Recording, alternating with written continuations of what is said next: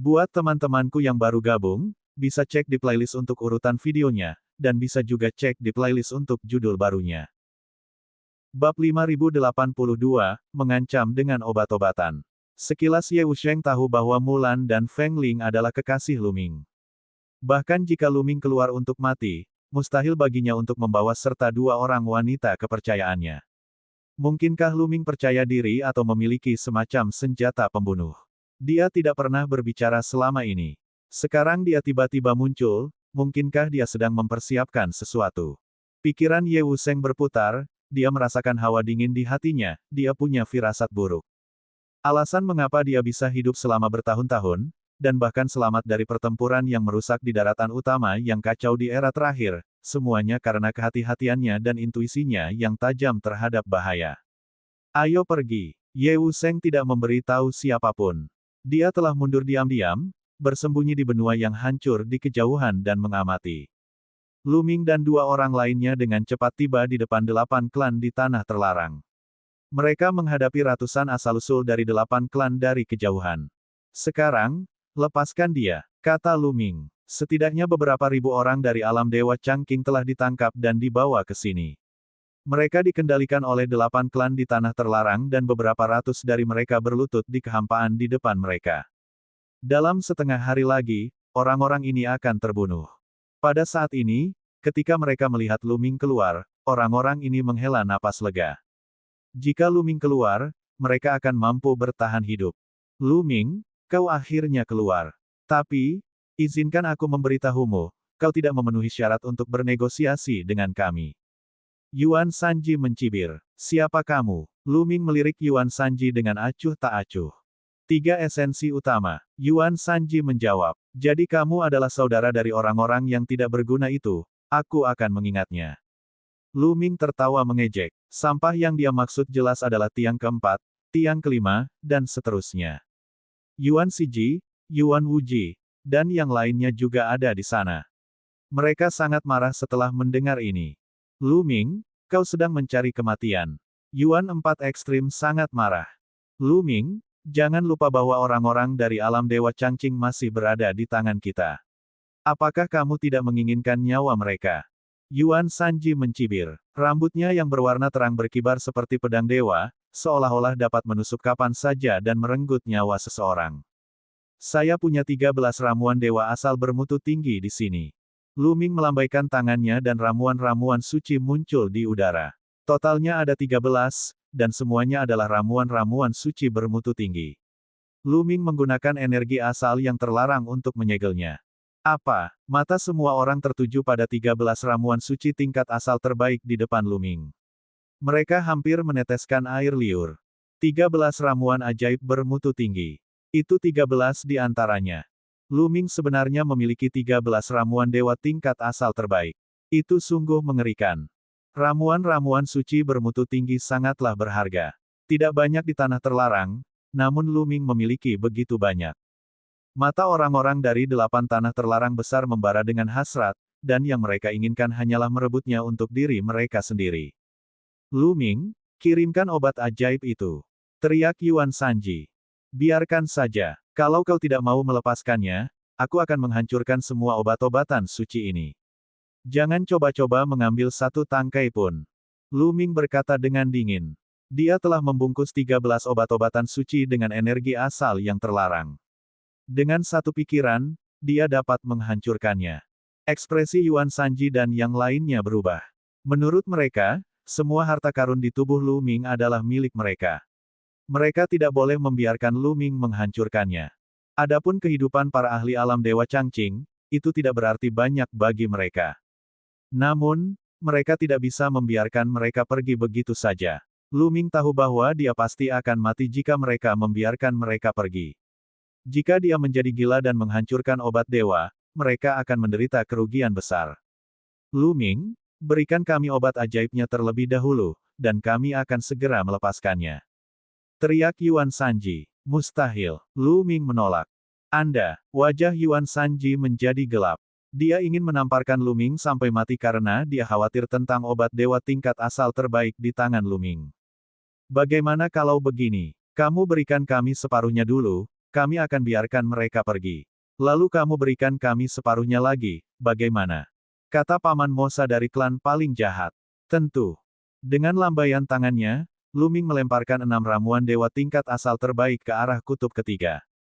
Yuan Tiga sangat gembira. Rambut pirangnya terurai dan hendak melilit 6 ramuan suci tingkat asal tingkat puncak. Namun, 7 hingga 8 sosok segera menerkam ke arah 3 kutub asal. Mereka semua adalah ahli dari tanah terlarang lainnya. Bagaimana bisa orang-orang ini membiarkan Yuan Sanji mendapatkan obat dewa? Padahal mereka sendiri ingin mendapatkannya. Ledakan. Orang-orang itu langsung beradu jurus satu sama lain.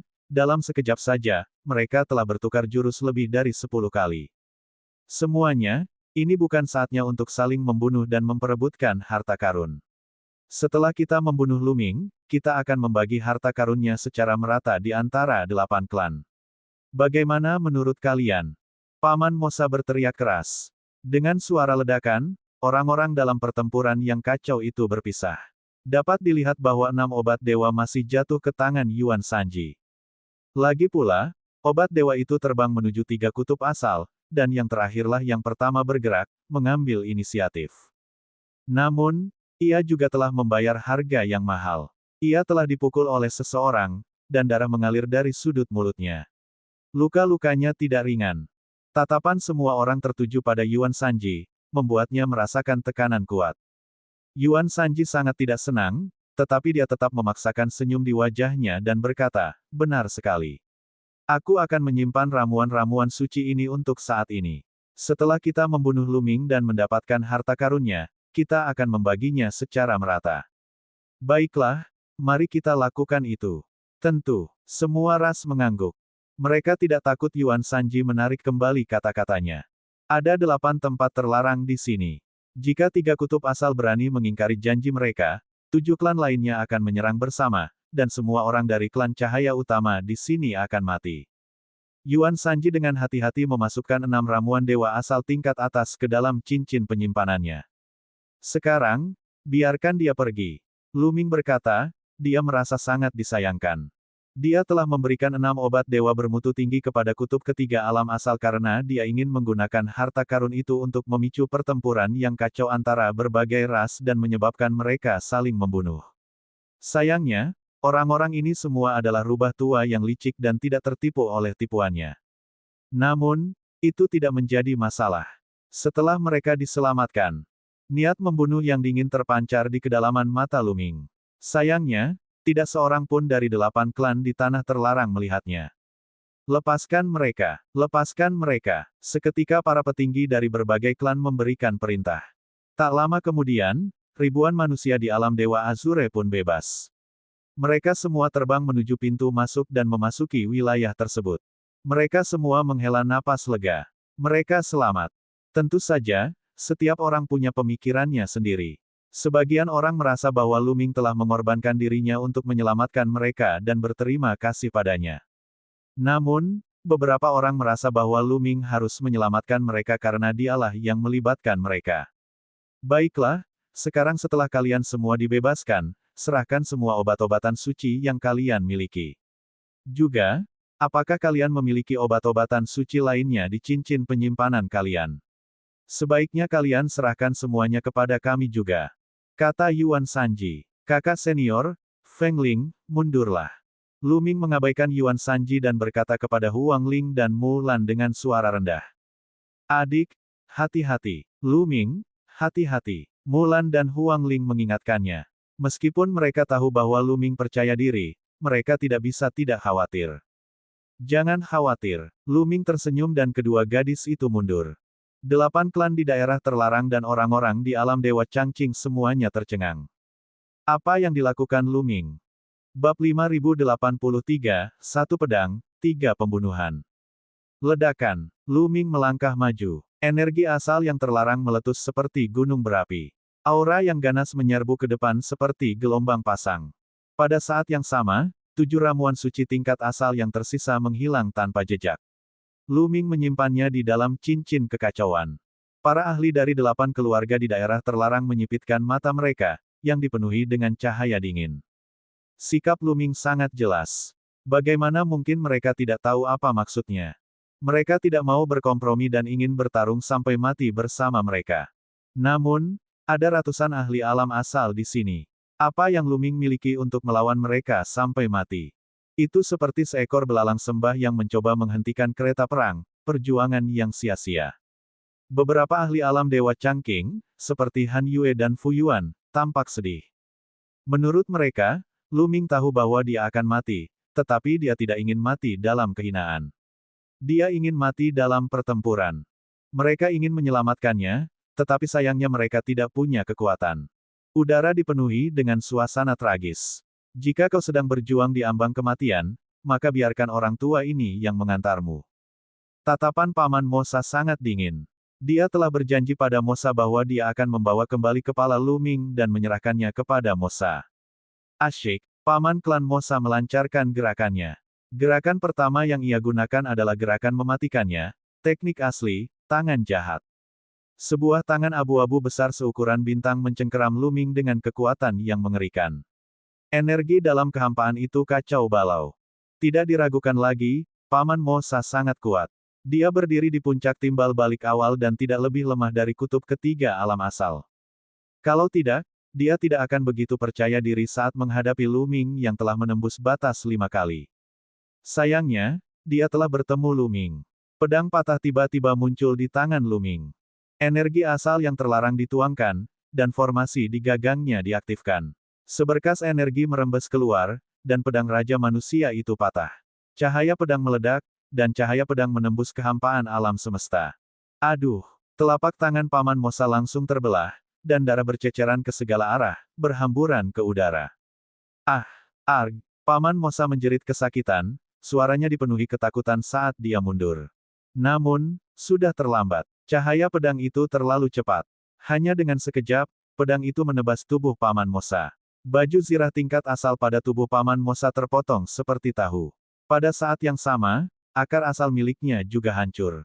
Tubuh Paman Mosa telah terbelah menjadi 2, melayang di udara. Tidak ada lagi tanda-tanda kehidupan. Apa? Adegan ini benar-benar di luar dugaan semua orang. Bukan hanya orang-orang dari alam Dewa Changqing, tetapi orang-orang dari 8 keluarga di daerah terlarang semuanya menatap dengan mata terbelalak. Mereka semua tercengang. Adegan ini terlalu khayal. Paman dari ras gurun, yang memiliki kekuatan tempur seorang kultivator alam asal tahap awal, dibunuh oleh Luming. Situasi ini benar-benar bertentangan dengan harapan mereka. Pada saat berikutnya, orang-orang dari 8 klan di daerah terlarang merasakan hawa dingin di hati dan tulang belakang mereka. Mereka tidak dapat menahan diri untuk mundur 2 langkah. Anda telah menerima obat mujarab kelas asal terbaik saya. Sekarang giliran Anda. Mata Luming dingin saat dia menatap kutub ketiga asal-usulnya. Saat tatapan Luming menyapu dirinya, Yuan Sanji merasakan hawa dingin merambati tulang belakangnya hingga ke tengkoraknya. Dia pasti menggunakan semacam harta karun rahasia untuk melancarkan serangan itu tadi. Serangan itu tidak akan bertahan lama. Ayo kita bunuh dia bersama-sama. 3 tiang Yuan berteriak dan memimpin serangan. Ribuan sinar cahaya melesat ke arah Luming seperti pedang tajam. Selain itu, ia menggunakan cahaya surgawi bela diri. Ribuan sinar cahaya semuanya ditutupi oleh lapisan cahaya surgawi bela diri, dan kekuatannya sangat kuat. Pada saat yang sama, lebih dari 50 asal suku Primelite juga menyerang. Mereka masing-masing melancarkan serangan terkuat mereka. Langit dipenuhi dengan sinar cahaya yang menyelimuti Luming seperti jaring yang tak terhindarkan. Serangan lebih dari 50 asal terlalu mengerikan. Bahkan seorang ahli seperti Yuan Sanji akan hancur berkeping-keping. Namun, Luming sangat tenang. Dia tidak menghindar atau menghindar. Sebaliknya, dia menggunakan teknik aslinya. Tubuhnya tumbuh setinggi 3 kaki dan sepasang sayap muncul di punggungnya. Lalu dia menebas dengan pedang patah di tangannya.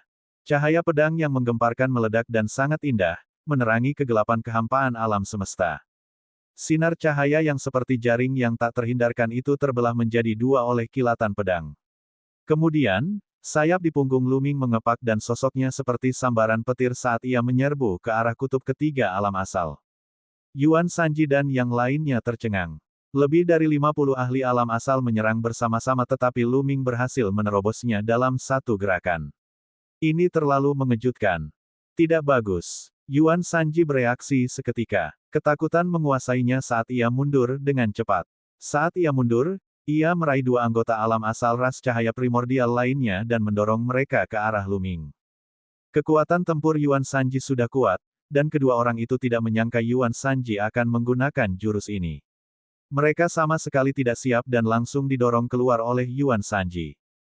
Tiga esensi utama, tidak tahu malu. Arg, kedua ras Primelite itu mengeluarkan raungan yang menyayat hati.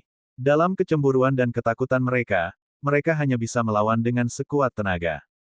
Namun, semuanya sia-sia. Dengan kilatan cahaya pedang, serangan mereka, pertahanan mereka, bahkan senjata dan baju zirah dewa tingkat asal yang mereka kenakan semuanya terbagi menjadi dua. Selanjutnya, setelah cahaya pedang memisahkan mereka berdua, ia tidak berhenti dan terus menebas ke arah tiga ujung Yuan. Tiga susunan ekstremitas primordial memancarkan cahaya yang menyilaukan. Baju zirah yang dikenakannya adalah baju zirah kelas sumber terbaik yang telah diaktifkannya secara maksimal. Namun, dengan kilatan cahaya pedang, sebuah tanda berdarah muncul di antara kedua alis Yuan Sanji. Tanda berdarah itu semakin membesar, memanjang ke bawah. Pada saat berikutnya, darah berceceran di mana-mana, dan tubuh kutub ketiga Yuan terbelah menjadi dua. Matanya terbuka lebar, penuh dengan keengganan dan ketidakpercayaan. Dia meninggal dengan mata terbuka lebar. Benar saja, akar asal dan jiwa tiga ekstrim Yuan telah runtuh dan mati di tempat. Tiga pembunuhan dengan satu pedang. Sungguh kekuatan yang dahsyat. Luming tidak dapat menahan diri untuk tidak mendesah. Kekuatan pedang Raja Patah Manusia benar-benar mengerikan.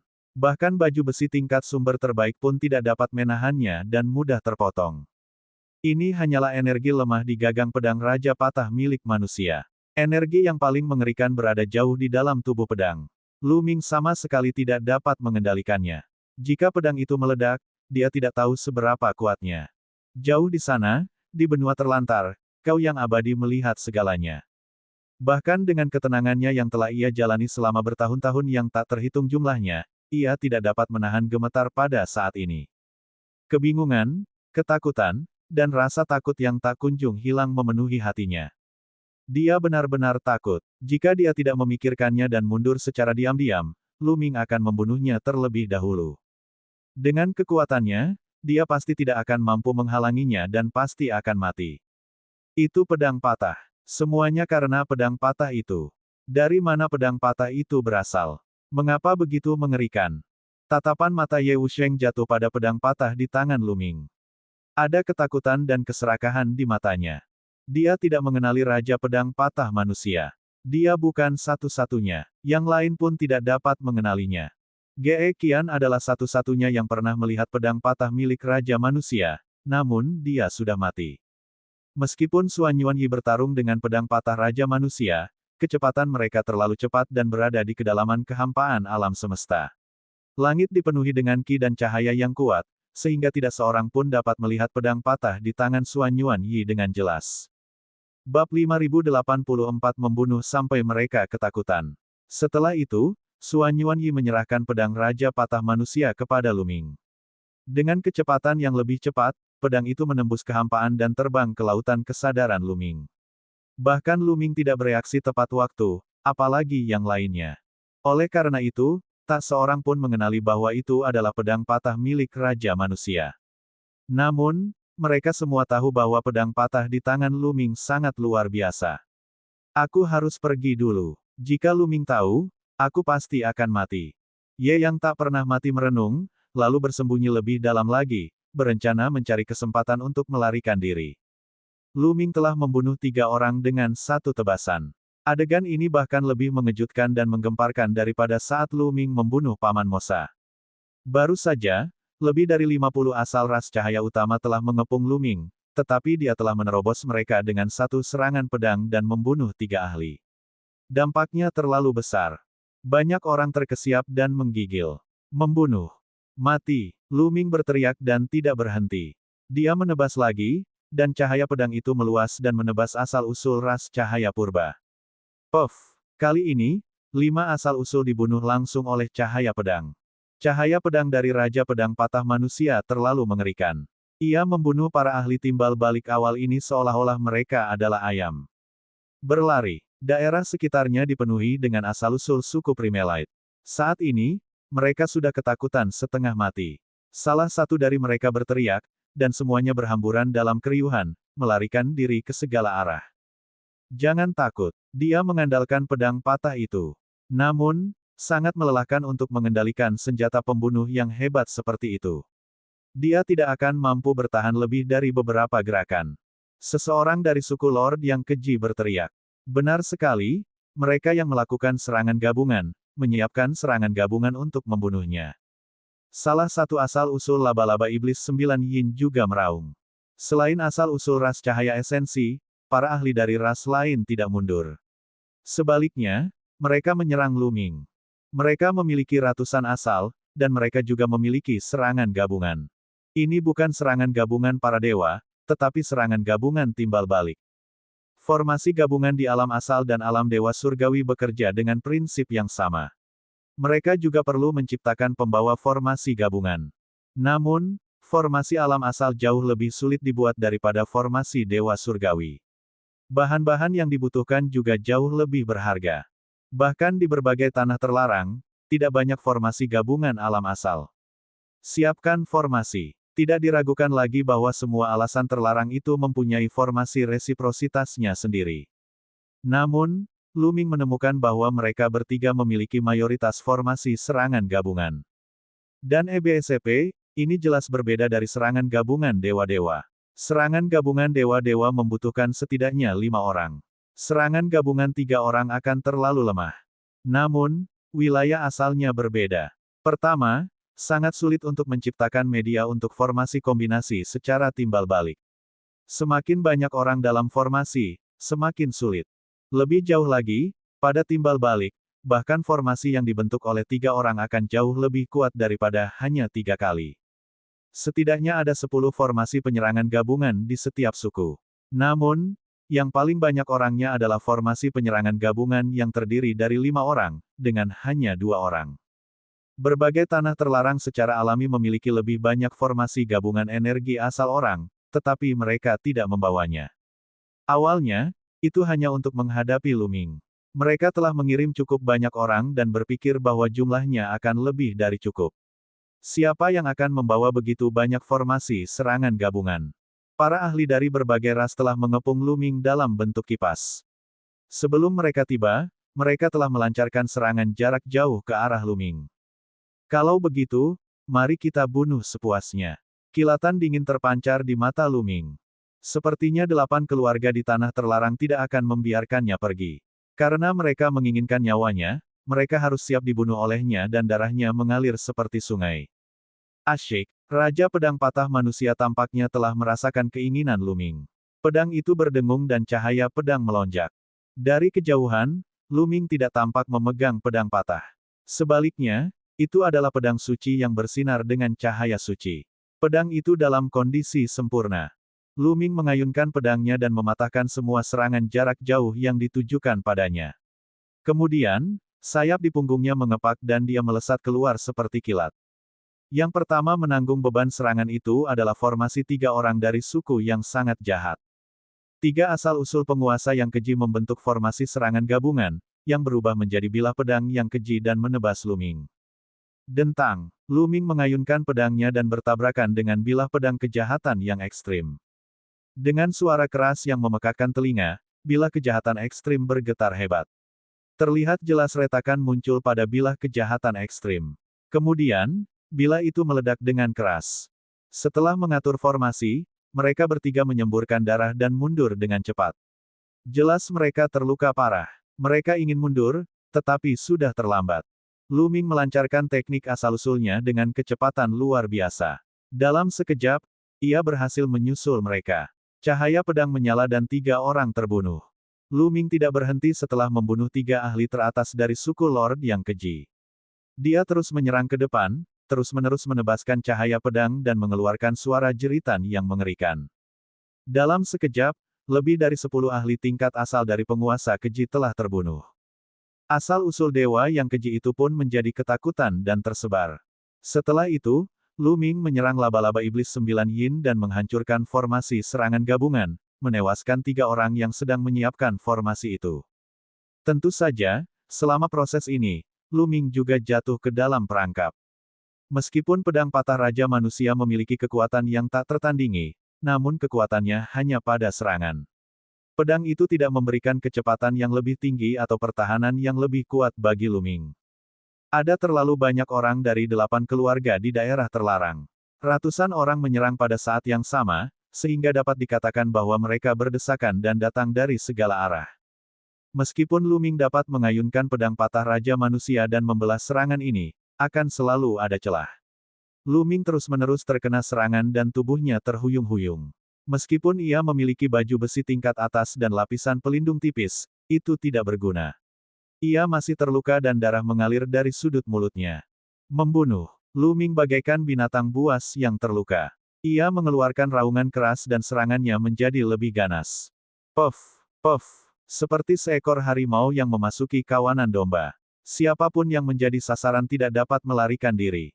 Mereka semua terbunuh di tempat. Meskipun luka-luka mereka semakin serius, hanya dalam beberapa menit, lebih dari 50 makhluk telah mati di tangan Lu Ming. Para ahli dari berbagai klan ketakutan. Kemanapun Lu Ming pergi, orang-orang di sana akan segera mundur. Jangan takut, dia terluka. Meskipun pedang patahnya kuat, kekuatannya hanya pada serangan. Mari kita menyebar dan tidak berkumpul bersama. Jaga jarak satu sama lain. Kita pasti bisa membunuhnya dengan serangan jarak jauh. Seorang tetua dari ras iblis Yin berteriak. Kalau begitu aku akan membunuhmu terlebih dulu. Lu Ming menatap tajam ke arah tetua itu. Ia mengepakkan sayapnya dan bergegas menuju tetua itu. Tetua dari ras iblis Yin terkejut dan berbalik untuk melarikan diri. Namun, kecepatan Lu Ming sangat cepat. Di bawah operasi penuh, jarak antara kedua belah pihak dengan cepat menutup. Tolong, tolong aku. Orang tua dari ras iblis Yin itu berteriak ketakutan sementara air mata hampir mengalir dari matanya. Dia menyesal telah membela Lu Ming dan berteriak padanya untuk menarik perhatiannya. Membombardir. Dari segala arah, serangan dilancarkan ke arah Lu Ming. Sosok Lu Ming berkelebat, menghindari serangan tersebut dan menebas dengan pedangnya pada saat yang bersamaan. Tetua ras iblis Yin terbunuh tanpa kecelakaan apapun. Bab 5085, keuntungan besar setelah pertempuran. Membunuh. Setelah Lu Ming membunuh sesepuh ras iblis Yin, dia mengepakkan sayapnya dan berbalik, menyerbu ke arah lain. Puff, puff. Darah berceceran ke segala arah saat dua ahli kuat lainnya terbunuh, darah mereka berceceran di mana-mana. Namun, Lu Ming juga terkena sinar pedang, yang hampir menghancurkan baju pelindungnya, merusak lapisan pelindungnya, dan membelah tubuhnya menjadi dua. Tidak diragukan lagi, orang yang menyerangnya adalah seorang ahli tingkat atas, yang setingkat dengan Yuan tertinggi ketiga. Terlebih lagi, pedang yang dia gunakan adalah senjata tingkat asal yang terbaik. Ketika diaktifkan oleh mereka yang berada di alam asal, pedang itu sangat kuat. Bahkan baju besi tingkat asal terbaik milik Lu Ming tidak akan mampu menahannya. Meskipun pada akhirnya ia berhasil menangkisnya, ki pedang yang mengerikan itu tetap menyerbu dan memotong tubuh Lu Ming. Ia tidak dapat menahan diri untuk tidak memuntahkan darah. Ayo kita serang bersama. Luka Lu Ming semakin parah. Dia tidak bisa bertahan lebih lama lagi. Seseorang di samping berteriak, "Mati!" Lu Ming melolong panjang. Rambut hitamnya berkibar tertiup angin dan niat membunuhnya membumbung tinggi ke langit. Ia bagaikan dewa kematian saat ia menebas dengan pedangnya. Ahli yang telah menebas Lu Ming terkejut. Dia mundur dengan cepat, tidak berani menghadapi serangan itu secara langsung. Namun, bagaimana mungkin Lu Ming membiarkan lawannya lolos? Ia mengepakkan sayapnya dan melesat ke arah lawannya secepat kilat. Ia mendekat dengan cepat lalu mengayunkan pedangnya. Cahaya pedang menyala dan kepalanya melayang. Kemudian, tubuh dan akar asal orang ini juga hancur oleh cahaya pedang, dan tubuh serta jiwanya hancur. Seorang master tingkat atas telah tumbang. Setelah membunuh orang ini, mata Lu Ming dipenuhi dengan niat membunuh. Kemudian, dia bergegas ke satu arah menuju beberapa anggota suku Laut Archean. Sebab, merekalah yang berteriak bahwa Lu Ming terluka dan menyerangnya bersama-sama. Setelah Lu Ming mengeluarkan teknik asal, ia membentuk sepasang sayap. Kecepatannya begitu cepat sehingga hanya sedikit kultivator alam asal tahap awal yang dapat menandinginya. Ras cahaya purba dan ras iblis Yin juga sangat cepat. Namun, tidak ada satupun kultivator timbal balik tahap awal yang dapat menandingi Lu Ming. Tidak bagus. Membantu. Melihat Luming menyerang mereka, para ahli dari suku Laut Archean berteriak ketakutan dan melarikan diri dengan panik. Namun, itu tidak berguna. Luming tiba dan menebas dengan pedangnya, menewaskan beberapa anggota suku Laut Archean. Tentu saja, dalam prosesnya, ada ratusan serangan yang ditujukan pada Luming. Serangan itu meliputi hampir semua arah. Tidak peduli seberapa cepat Luming, dia tetap terkena serangan. Ini semua adalah eksistensi di alam asal. Selain itu, asal tanah terlarang semuanya memiliki senjata surgawi tingkat asal. Dengan kata lain, salah satu dari mereka dapat menimbulkan ancaman fatal bagi Luming. Cedera Luming akan semakin parah selama dia dipukul. Beberapa di antara mereka bahkan ahli dalam serangan jiwa, seperti para prajurit langit gelap dan para iblis yin. Jika orang lain, mereka pasti sudah diambang kematian. Namun, kekuatan hidup Luming sangat kuat. Selain itu, jiwanya tersebar di antara sel-sel tubuhnya. Menyerang jiwanya tidak akan banyak berpengaruh padanya. Dan EBSP, ia terus mengedarkan energi asal yang terlarang, dan sel-sel dalam tubuhnya mulai bersinar. Luka-lukanya sembuh dengan cepat, dan kekuatan tempurnya tidak berkurang. Luming melolong seperti binatang buas yang terluka dan dewa kematian saat ia terus membunuh para ahli dari 8 keluarga di tanah terlarang. Selama ada yang menyerangnya, dia akan membunuh mereka. Dalam waktu singkat, lebih dari selusin asal-muasal mati di tangan Luming. Orang-orang dari 8 keluarga di tanah terlarang akhirnya ketakutan. Luming bagaikan dewa perang yang abadi. Mereka tidak dapat dibunuh tidak peduli bagaimana mereka mencoba. Bagi mereka, selama mereka menjadi sasaran Luming, mereka pasti akan mati. Tidak seorang pun berani berteriak karena takut menarik perhatian Luming. Dia bahkan tidak berani menyerang karena begitu dia mengenai Luming, dia akan mengejar orang itu dengan gila-gilaan. Bagaimana mereka bisa bertarung seperti ini? Berlari. Tidak diketahui siapa yang berteriak, tetapi para ahli alam asal yang tersisa dari 8 keluarga di daerah terlarang tidak dapat bertahan lebih lama lagi. Mereka berhamburan dan melarikan diri ke segala arah. Namun, Luming tidak mau menyerah begitu saja. Dia terus mengejar para ahli dari 8 keluarga di daerah terlarang dengan pedangnya. Dia telah membunuh begitu banyak orang. Hubungan antara dia dan 8 keluarga di tanah terlarang tidak bisa diredam lagi. Mereka tidak akan beristirahat sampai salah satu dari mereka mati. Tidak perlu menunjukkan belas kasihan. Dia akan membunuh sesuka hatinya sampai pihak lain ketakutan. Selain itu, dia dapat merasakan bahwa energi di gagang pedang patah Raja Manusia itu hampir habis. Ya, di gagang pedang Raja Patah Manusia, terdapat susunan yang telah mengumpulkan banyak energi. Namun, setelah Luming terus menggunakannya, susunan itu hampir habis dan tidak banyak yang tersisa. Luming ingin memanfaatkan kesempatan ini untuk melakukan pembunuhan massal. Luming meningkatkan kecepatannya hingga maksimum dan melesat melintasi kehampaan, mengejar para ahli dari 8 keluarga di area terlarang. Lebih jauh, dia memberi perhatian khusus kepada 3 suku di timur, suku yang paling jahat, dan 9 laba-laba iblis yin. Dia adalah orang pertama yang mengejar 5 suku. Jeritan terdengar saat para ahli dibunuh oleh Luming satu persatu. Namun, tidak ada yang berani menyelamatkan mereka. Semua orang terlalu sibuk untuk peduli pada diri mereka sendiri saat mereka melarikan diri dengan panik. Pintu keluar alam Dewa Changqing sunyi dan semua orang ketakutan. Adegan ini terlalu mistis. Tidak ada yang menyangka hal-hal akan menjadi seperti ini. Luming sendiri telah membunuh hampir 400 makhluk hidup asal dan membuat mereka melarikan diri untuk menyelamatkan diri, meninggalkan jejak mayat. Bukan hanya pintu masuknya saja yang sunyi, tempat-tempat lain di alam Dewa Changqing pun sama. Karena seseorang telah menggunakan batu napas bayangan untuk memproyeksikan pertempuran di berbagai tempat di alam Dewa Changqing, banyak orang dapat melihatnya. Alam Dewa Changqing menjadi sunyi senyap. Setelah beberapa lama, semua orang kembali sadar dan menjadi gempar. Setelah mengejar lebih dari 10 menit, Luming akhirnya berhenti. Itu karena tidak ada cara untuk mengejar mereka. Orang-orang yang tersisa sudah lari jauh. Ada begitu banyak orang. Mustahil bagi Luming untuk mengejar mereka semua. Itu tidak realistis. Ketika dia mengejar satu orang, yang lain akan terbang jauh. Mereka berdua berasal dari asal-usul dan melarikan diri dengan kecepatan penuh. Kecepatan mereka terlalu cepat dan mereka dapat menempuh jarak miliaran mil dalam sekejap. Setelah berhenti, Luming mulai memanen rampasan perang. Lu Ming menyimpan semua tas penyimpanan dan senjata dewa tingkat asal milik orang-orang yang dibunuhnya. Pada akhirnya, Lu Ming melakukan penghitungan cepat. Total ada 102 asal yang mati di tangannya. Semuanya berada di alam asal. Sebanyak 102 orang telah meninggal. Itu benar-benar gila. Hari ini bisa disebut hari berdarah. Pada saat yang sama, Lu Ming juga menjadi kaya. Tas penyimpanan dengan 102 asal ada di tangan Lu Ming. Berapa banyak harta yang ada di dalamnya? Jumlah yang sangat besar. Kristal abadi, batu abadi, segala jenis bahan pandai besi, bahan surgawi dan harta duniawi, obat-obatan surgawi dan pil surgawi, dan seterusnya tidak terhitung banyaknya. Satu-satunya hal yang membuat Lu Ming merasa kasihan adalah senjata dewa tingkat asal. Lebih dari setengah senjata surgawi tingkat asal telah hancur.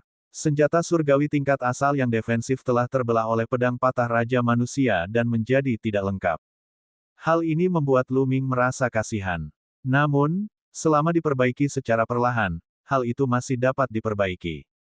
Sekalipun tidak dapat diperbaiki, memberikannya kepada Qiu tetap saja sama saja. Qiu tidak akan kekurangan makanan untuk waktu yang lama. Selain senjata-senjata tingkat asal yang rusak ini, ada 36 senjata tingkat asal yang tidak hancur. Semuanya adalah senjata tingkat asal yang ofensif. Lu Ming tersenyum. Dia akan membawa senjata-senjata surgawi tingkat asal ini kembali ke pasukan penghancur surga. Asal pasukan penghancur surga seharusnya dapat memberi mereka masing-masing senjata surgawi tingkat asal. Bab 5086, Pembukaan Lorong Alam Semesta. Karena terburu-buru, Lu Ming tidak menghitungnya dengan cermat. Dia akan melakukannya lagi ketika dia punya waktu. Adik Lu Ming, kamu baik-baik saja. Mulan terbang mendekat dan bertanya dengan khawatir. Di sampingnya, Huang Ling tidak mengatakan apa-apa, tetapi kekhawatiran di matanya begitu kuat sehingga tidak bisa dihilangkan. Mereka telah melihat Lu Ming dipukul berkali-kali dan batuk darah. Itu adalah serangan yang dilancarkan oleh seorang ahli alam asal dengan senjata suci tingkat asal. Itu dapat menembus galaksi dan sangat kuat. Mereka tidak dapat menahan rasa khawatir. Jangan khawatir, aku baik-baik saja. Aku akan baik-baik saja setelah masa pemulihan. Ayo kembali dulu. Lu Ming berkata. Kemudian, mereka bertiga kembali ke alam Dewa Changqing. Setelah kembali ke alam Dewa Changqing, Lu Ming kembali ke kediamannya dan mulai memulihkan diri. Alam Dewa Changqing sedang gempar. Beberapa orang yakin bahwa Lu Ming telah melakukan pembunuhan dengan baik dan telah membuat namanya terkenal di antara umat manusia. Namun, ada juga yang menyatakan kekhawatiran mereka. 8 klan di Tanah Terlarang adalah 8 tanah terlarang dengan fondasi yang sangat dalam. Kekuatan yang mereka miliki jauh lebih dari ini. Mereka takut 8 keluarga di Tanah Terlarang akan membalas dendam dan melibatkan alam Dewa Changqing. Mudah dibayangkan bahwa 8 keluarga di daerah terlarang tidak akan membiarkan masalah ini begitu saja. Mereka pasti akan membalas dendam. Seperti yang diharapkan, setelah berita pertempuran ini menyebar, tanah terlarang dari semua ras bergetar. Setelah itu, beberapa tanah terlarang mengumumkan bahwa mereka akan membalas dendam dengan gila-gilaan. Alam Dewa Changqing telah mengirim orang untuk menyelidiki dan menemukan bahwa tanah terlarang dari berbagai ras akan mengeluarkan semua jenis formasi serangan gabungan yang kuat. Mereka juga akan mengundang beberapa senjata pembunuh yang mengerikan untuk membunuh Lu Ming. Orang-orang di dalam alam Dewa Azure yang pucat tidak bisa tetap tenang setelah mendengar berita ini. Mereka mengirim pesan kepada semua manusia di luar untuk kembali ke alam Dewa Azure yang pucat untuk menghadapi perubahan yang akan datang. Namun beberapa hari kemudian, perubahan yang lebih besar terjadi. Itu karena hampir semua kultivator dapat merasakan alam semesta bergetar. Ya, alam semesta berguncang. Dimanapun seseorang berada, mereka akan merasakan alam semesta berguncang hebat hampir bersamaan. Kemudian, semua makhluk di puncak alam master surgawi dan di atasnya akan merasakan aura yang berbeda. Tampaknya ada udara segar yang mengalir di alam semesta. Ya, seperti ruang rahasia yang telah lama tertutup rapat. Pintu yang tertutup debu dibuka, dan udara luar ruang rahasia mengalir masuk. Dan EBSCP, orang biasa mungkin tidak mampu merasakannya, namun makhluk yang berada di puncak alam master surgawi dan di atasnya dapat merasakannya dengan jelas. Bahkan Lu Ming, yang sedang mengasingkan diri untuk memulihkan diri, dapat dengan jelas merasakannya. Aura ini jelas bukan milik alam semesta purba. Seiring berjalannya waktu, aura ini menjadi semakin kuat. Jalan menuju alam semesta telah terbuka. Tak lama kemudian, sebuah berita menyebar ke seluruh jagat raya. Ini karena hanya beberapa ratus tahun lagi sebelum malapetaka besar asal mula. Para leluhur dari beberapa tanah terlarang dan leluhur dari alam Dewa Changqing telah menyegel tubuh mereka, tetapi kesadaran mereka dapat dengan bebas menampakkan diri dan menceritakan banyak hal. Berita ini telah disebarkan oleh para leluhur dari berbagai tanah terlarang. Berbagai ras tidak bisa tetap tenang setelah dibukanya lorong kosmos. Mungkin, para ahli dari kosmos besar lainnya akan segera turun.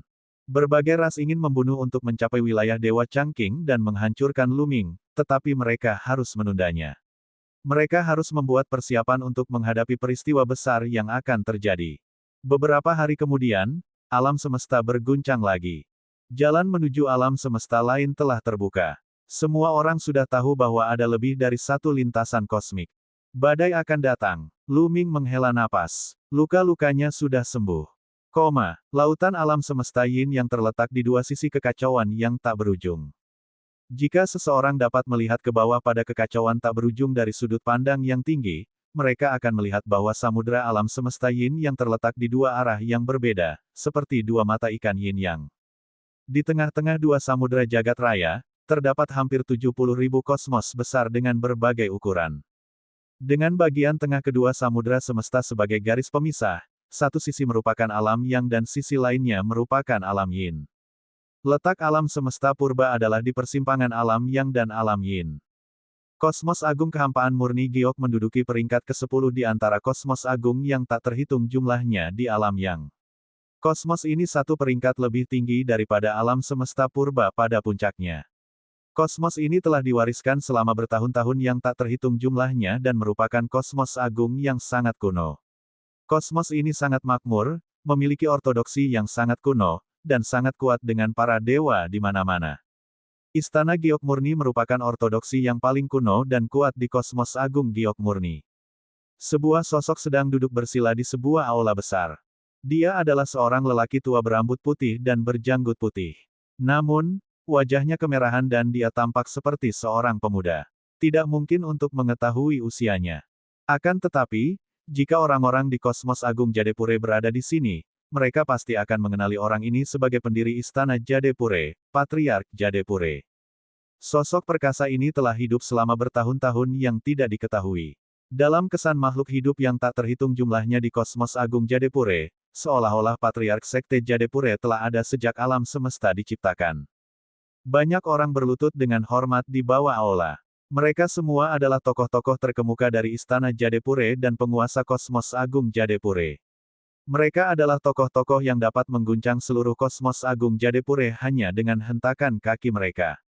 Akan tetapi, orang-orang ini bersikap sangat hormat dan hikmat di hadapan Grandmaster Yu King. Aku telah menghitung bahwa alam semesta hampa yang sunyi telah lahir. Suara tetua Yu King terdengar. Begitu dia membuka mulutnya, bunga teratai emas bermekaran di seluruh tanah. Ini adalah fenomena aneh, yang menunjukkan bahwa kultivasi tetua Yu King telah mencapai alam yang luar biasa. Alam semesta yang hampa dan sunyi telah muncul kembali. Para petinggi di gedung itu semua terkejut. Saat itu, ketika alam semesta purba meledak, kelompok ahli terakhir meninggalkan alam semesta purba dan menyegel saluran alam semesta, mengisolasi diri dari dunia. Mereka meninggalkan koordinat alam semesta asli mereka dan membiarkan alam semesta purba hanyut dalam kekacauan yang tak berujung. Sudah bertahun-tahun berlalu, tetapi saya tidak berharap untuk melihat mereka lagi. Seseorang mendesah.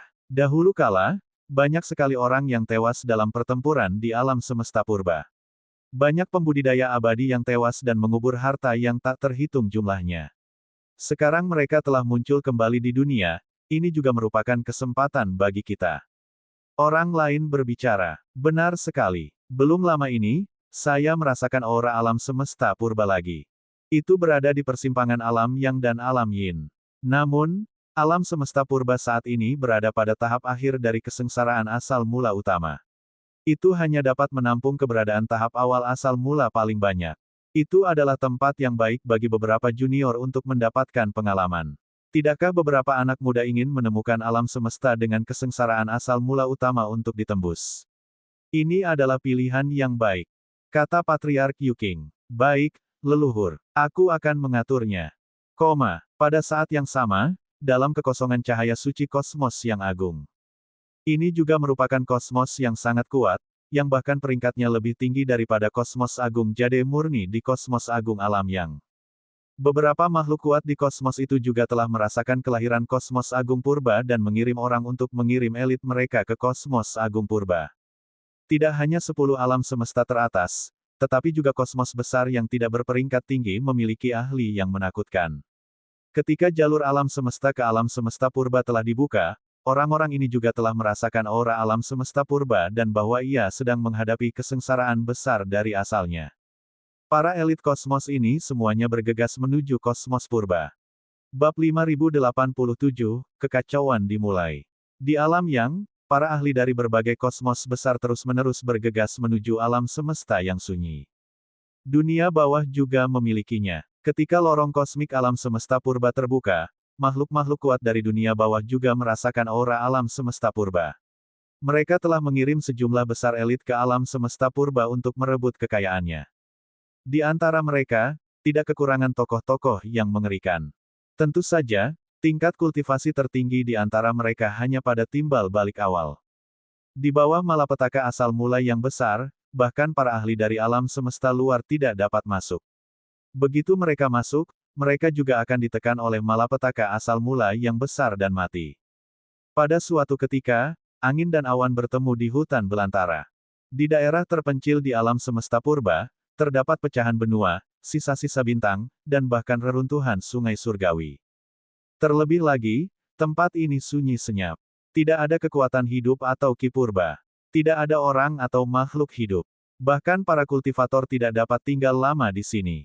Ki yang kacau balau mengalir deras di luar gurun, dan ada jalur yang jelas menuju ke kedalaman kekacauan itu. Itulah lorong alam semesta. Ledakan, ledakan, ledakan. Tiba-tiba, terdengar suara gemuruh yang dahsyat dari kedalaman kekacauan. Ki kekacauan bergejolak hebat, dan kemudian sebuah kapal perang perunggu datang dari kedalaman kekacauan di sepanjang lorong. Kapal perang perunggu itu tampak sangat kuno. Kapal itu diselimuti lapisan cahaya warna-warni, dan beberapa makhluk hidup terlihat berdiri di geladak kapal perang itu. Semua makhluk hidup ini berwujud manusia. Tidak diketahui apakah mereka berwujud manusia atau terlahir dengan wujud manusia. Apakah ini alam semesta hampa yang agung? Konon, tanah tempat para dewa berkeliaran dengan bebas juga merupakan tanah kesempatan bagiku. Salah satu dari mereka adalah seorang pemuda berwajah tampan. Matanya bersinar dengan cahaya tajam, dan dia memiliki penampilan yang luar biasa. Ada tekanan mengerikan yang datang dari dunia yang tak terlihat. Apakah ini kesengsaraan asal mula yang hebat? Baiklah, aku akan menerobos asal mula di bawah kesengsaraan asal mula yang hebat dan menyelesaikan jalanku yang tak terkalahkan. Pemuda lainnya bahkan lebih percaya diri. Kapal perang itu tiba-tiba menyala, dan ruang angkasa terkoyak. Kemudian, kapal perang itu memasuki celah spasial. Ketika muncul kembali, jaraknya sudah tak terbatas. Kecepatannya luar biasa, berkali-kali lebih cepat daripada ahli alam asal yang terbang dengan kecepatan penuh. Tidak lama setelah kapal perang perunggu itu pergi, ki kekacauan purba di luar lorong kosmik mulai melonjak lagi. Sebuah pagoda perak terbang keluar. Sinar cahaya bersinar turun dari pagoda, memisahkan kekacauan di sekitarnya. Pagoda itu memiliki 9 tingkat, dan orang bisa melihat sosok-sosok di masing-masing tingkat. Dengan sekejap, pagoda itu pun menerobos kehampaan dan pergi. Setelah pagoda itu terbang menjauh selama beberapa waktu, sebuah pedang tempur lain menerobos kekacauan dan terbang mendekat. Pedang tempur itu sangat besar dan diselimuti oleh cahaya pedang. Orang bisa melihat sejumlah besar sosok berdiri di dalam cahaya pedang itu. Di seberang gurun alam semesta, ada terowongan alam semesta yang lain. Mengaum. Tiba-tiba terdengar suara gemuruh dari kedalaman lorong alam semesta, mengguncang kekacauan ki, kemudian sebuah benda raksasa terbang keluar. Itu adalah naga tulang. Paling tidak, penampilannya sangat mirip dengan ras naga di alam semesta purba. Tubuhnya ramping dan sangat besar, seperti pegunungan. Namun, naga tulang ini memiliki sepasang sayap, yang juga terbuat dari tulang. Kelihatannya seperti naga surgawi dengan sepasang sayap, tetapi auranya sangat mengerikan. Di punggung naga tulang yang besar itu berdiri sejumlah besar sosok. Di sekeliling sosok-sosok ini, Yin Qi bergulung-gulung dan sangat dingin, seolah-olah dapat membekukan kehampaan alam semesta. Setelah naga tulang muncul, ia segera merobek ruang dan pergi. Setelah naga tulang pergi, ahli lain menunggangi sungai Yin dan bergegas mendekat. Di dalam sungai Yin, ada juga banyak ahli. Beberapa bulan telah berlalu sejak pertempuran Lu Ming dengan 8 klan di Tanah Terlarang. Selama periode ini, Lu Ming telah berkultivasi dalam pengasingan di alam Dewa Changqing. Dia fokus memoles dirinya dan berusaha menyempurnakan dirinya sehingga dia dapat menerobos ke alam asal. Pada saat yang sama, Raja Pedang Patah Manusia juga perlahan menyerap energi dari dunia luar untuk memulihkan dirinya. Benar saja, beberapa bulan yang lalu, Lu Ming telah bertarung dengan 8 klan di Tanah Terlarang dan membunuh 102 asal-usul. Namun, energi di gagang pedang patah Raja Manusia hampir habis dan tidak banyak yang tersisa. Namun, formasi pada gagangnya dapat menyerap energi dari dunia luar untuk pulih. Namun, kecepatannya tidak cepat. Mungkin butuh waktu lama baginya untuk pulih sepenuhnya. Hanya dapat dikatakan bahwa pedang patah Raja Manusia hanya dapat digunakan pada saat-saat kritis dan tidak dapat digunakan tanpa batas. Hal ini meningkatkan tekanan pada Lu Ming. Dia ingin sekali menerobos ke asal-usulnya. Akan tetapi, setiap kali dia hendak menerobos ke alam asal, dia akan merasakan bahaya besar, yang membuatnya merasa kedinginan. Perasaan ini terlalu nyata, seolah-olah dia pasti akan mati jika dia benar-benar berhasil. Lu Ming tidak tahu apa yang sedang terjadi. Dia hanya bisa terus memperbaiki diri. Pada saat ini, jimat giok transmisi suara muncul. Mulanlah yang mengiriminya berita itu. Orang-orang dari alam semesta luar akhirnya tiba. Ekspresi Lu Ming sedikit berubah ketika dia menggunakan indera spiritualnya untuk memindai area tersebut. Apakah orang-orang dari luar angkasa akhirnya tiba? Lu Ming bergumam. Transmisi suara Mulan secara singkat menjelaskan situasi alam semesta saat ini. Para ahli dari kosmos luar telah tiba. Lebih jauh lagi, jumlah mereka sangat mencengangkan. Lebih jauh lagi, mereka datang dari banyak kosmos besar yang berbeda. Sulit untuk mengatakan berapa banyak kosmos besar yang telah ia datangi. Begitu orang-orang ini masuk, mereka mengalami konflik berdarah dengan berbagai ras.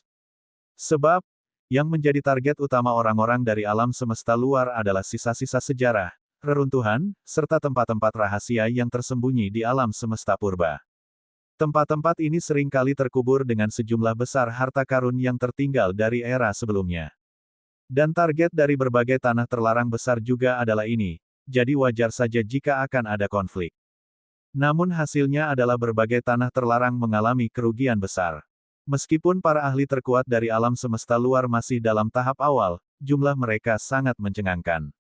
Mereka memiliki berbagai formasi serangan gabungan dan beberapa kosmos besar bahkan membawa senjata pembunuh yang mengerikan. Bahkan tanah terlarang tidak berani bertarung dan harus menyerahkan banyak reruntuhan dan tempat rahasia. Tentu saja, berbagai tanah terlarang tidak punya waktu untuk berurusan dengan Lu Ming. Singkatnya, alam semesta berada dalam kekacauan selama periode waktu ini. Demi memperjuangkan sisa peninggalan sejarah dan tempat-tempat rahasia, tak hanya para ahli dari jagat raya luar yang berkonflik dengan berbagai tanah terlarang, tetapi juga terjadi perang antar jagat raya luar, yang berujung pada pertumpahan darah tiada akhir. Hal ini dikarenakan makhluk hidup tersebut berasal dari alam semesta yang berbeda, bahkan ada yang berasal dari alam Yin dan alam Yang. Tak perlu dikatakan lagi, alam Yang dan alam Yin telah bermusuhan sejak zaman dahulu. Mereka terus-menerus bertempur dan akan saling membunuh setiap kali bertemu. Bahkan kosmos besar yang berada di alam Yang atau alam Yin berada dalam hubungan yang kompetitif, dan perang besar pun mudah terjadi. Di kehampaan di luar tanah yang sangat jahat, seekor naga tulang besar muncul, membuat suku yang sangat jahat itu merasa seolah-olah mereka sedang menghadapi musuh besar. Di atas naga tulang, sekelompok orang memandang tanah yang sangat jahat. Salah satu kerangka emas memiliki api emas menari-nari di rongga matanya, dan auranya sangat mengejutkan. Ada beberapa jenis kerangka di sampingnya. Beberapa berbentuk manusia, dan beberapa berbentuk binatang, tetapi mereka semua sangat menghormati kerangka emas ini. Kerangka emas ini adalah seorang jenius tingkat atas dari kosmos mereka yang agung. Bab 5088, Asal-usul makhluk di Tanah Terlarang. Saya tidak menyangka ras keji yang legendaris itu tinggal di sini. Kata kerangka emas. Suara mereka berasal dari api jiwa yang bergetar, dan tidak berbeda dengan suara makhluk hidup lainnya. Memang benar, legenda mengatakan bahwa beberapa tahun yang lalu, suku yang sangat jahat juga merupakan suku besar di dunia bawah. Namun, raja suku tersebut memimpin pasukan ke suatu tempat dan tidak pernah kembali. Suku yang sangat jahat itu menolak. Sekarang, tampaknya suku yang sangat jahat itu telah datang untuk menaklukkan alam semesta purba. Keberadaan yang tampak seperti tulang anjing katanya. Tidak hanya itu, aku juga mendengar bahwa laba-laba iblis 9 yin, prajurit langit gelap, klan anggur langit yin, klan cahaya esensi, klan iblis yin, klan api es, dan klan burung nasar laut semuanya adalah klan besar di dunia bawah. Mereka hampir pada saat yang sama dengan klan jahat ekstrim. Raja-raja klan ini memimpin pasukan untuk menaklukkan suatu tempat, lalu menghilang bersama-sama. Tampaknya mereka semua telah datang ke alam semesta purba. Ya, bukan hanya 8 keluarga ini. Saat itu, setidaknya ada 20 keluarga besar yang menghilang bersama-sama. Kerangka lainnya sedang berdiskusi. Sekarang tampaknya klan-klan besar ini menyerang alam semesta purba pada saat yang sama. Namun, menurut perhitungan saya, alam semesta purba tidak cukup kuat pada saat itu. Alam semesta purba jauh dari peringkat ke-11 di alam yang dan jauh lebih lemah daripada alam semesta purba berikutnya. Dan tampaknya alam semesta purba telah gagal. Kalau tidak, bagaimana alam semesta purba bisa menjadi semakin makmur? Kerangka emas bertanya. Saya tidak yakin. Sepertinya ada masalah besar yang terlibat dalam hal ini, tetapi sulit untuk mengatakannya sekarang. Kata kerangka anjing itu. Secara logika, alam semesta purba masih jauh dari kata sekuat yang akan terjadi di masa depan. Tidak banyak ahli tingkat atas. Bagaimana mungkin serangan lebih dari 20 keluarga kerajaan bisa gagal? Terlebih lagi, jalan menuju alam semesta purba belum tertutup saat itu. Bahkan jika keluarga kerajaan gagal, mengapa mereka tidak pergi? Mengapa mereka tetap tinggal di alam semesta purba dan menjadi apa yang disebut tanah terlarang? Kerangka emas berlanjut. Tuan muda, saya benar-benar tidak tahu tentang ini. Kecuali jika itu adalah tokoh besar dari era itu, mungkin dia tahu beberapa rahasia. Atau, Anda dapat bertanya kepada ras yang sangat jahat dan ras iblis yin. Orang-orang dari ras ini tampaknya bukan berasal dari era ini. Mereka telah disegel sejak lama. Kata kerangka anjing itu. Ya, ayo pergi. Ada makhluk mengerikan yang tinggal di kedalaman tempat ini. Kita tidak bisa menghadapinya. Ayo pergi ke tempat lain dan tangkap beberapa orang untuk ditanyai. Kata kerangka emas. Ada banyak orang yang memiliki keraguan yang sama seperti mereka. Hal ini karena 8 klan di daerah terlarang adalah klan kerajaan di dunia bawah sejak bertahun-tahun yang lalu. Salah satu keluarga kerajaan terkenal di antara 30.000 kosmos besar di dunia bawah yang luas. Namun, di masa lalu, lebih dari 20 keluarga kerajaan telah menyerang suatu tempat dan menghilang bersama-sama. Hal ini telah menyebabkan kegemparan besar. Sejak lenyapnya kekuatan utama ras-ras tersebut mengalami kemunduran dan digantikan oleh keluarga kerajaan lainnya. Dia tidak menyangka bahwa ras-ras ini benar-benar berada di alam semesta yang sunyi.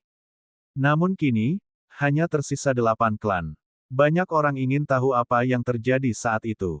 Mereka tentu saja tidak berani menyerang markas berbagai tanah terlarang. Sebaliknya, mereka diam-diam menangkap orang-orang dari berbagai tanah terlarang dan menginterogasi mereka. Namun, hasilnya mengecewakan. Orang-orang di tanah terlarang tidak mengetahui detail kejadian saat itu.